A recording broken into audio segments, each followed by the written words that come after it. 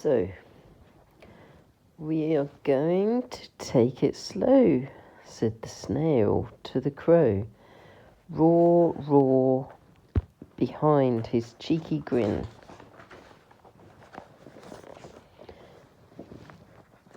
With grenades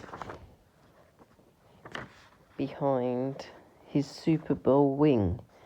Shall we play darts or arts and crafts? Well, we got 12 years of health, so let's use it well. Let's do both, live it up. Yell, bell, coconut, full stop. Something my mind feels at ease with, like witches, bed knobs and goblin teasers. It's greasy, it's chips, it's fatness, it's fits. It calms my mind, the cauldron is lit. The darkness enfolds us, bewitched time is knit. X. I won't say it forgets time, because time's endless tick keeps you company in the phenomenal void that life can be if you let it. That gives me a headache that the garlic can't resonate to. It gives me a tummy rumble. Let's get back to cheerful. The cauldron waiting behind the eternal oak-clad iron door, creaking open, siphoning your ear. The crow barked and flew to the rooftop, where he could watch the witches gathering.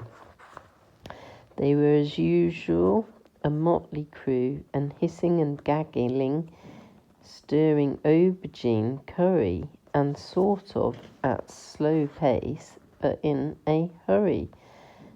They do still wear black, I never knew why, said the snail with a weary sludge-like sigh.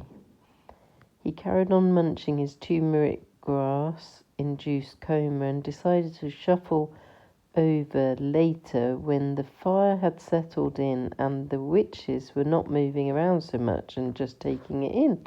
The fire, I mean. I know I shovel it in the compass in the dead long clouds spelt something uncertain in the tea. Reading by Elspeth. Oh, come on. You gotta do better than that, said Mrs. Harringy. You always say that. Be more precise. Okay. Well, that will cost another $10, 'cause you can't just hocus pocus this number on an empty lunch.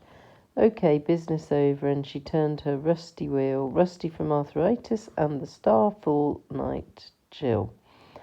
Well, hooded clover, lie down, be still.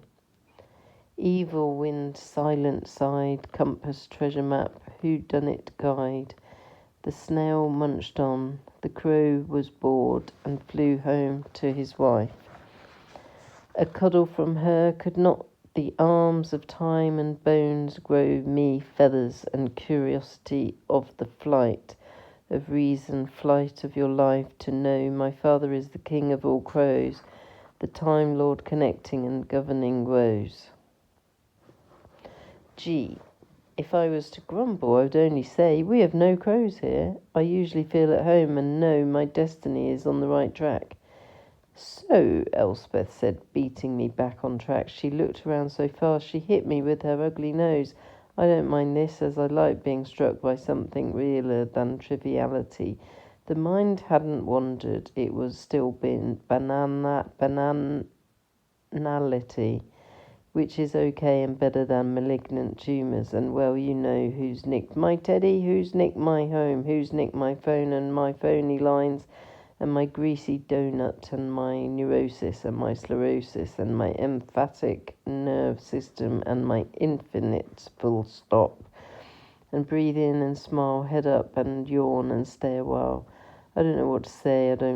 I want to say no to telesales, but I'm too polite. They ask about the telly, and I say, I think he's all right. The microwave, I don't know. It can't clean up after itself, and she has got to go to the loo. The button doesn't quite work anymore. I'm still not letting go. Continued. Snail. The snail Helix thought he would see if there was anything good on in the cauldron of hallucination and nightmare scenes. No, he missed the news, thank goodness.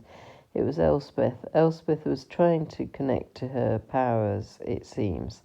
She has gone sleepy, but she looked to the stars, breathed in a phlegm, big breath, and said, hissed and crackled, put this in bold, put this in italic, put this on hold, put this blighter on the planet, on my book deal. But the butler is on panic. Just hicks the spot and squeeze the boil and simmer the pancake. She hit the cauldron with a big stick.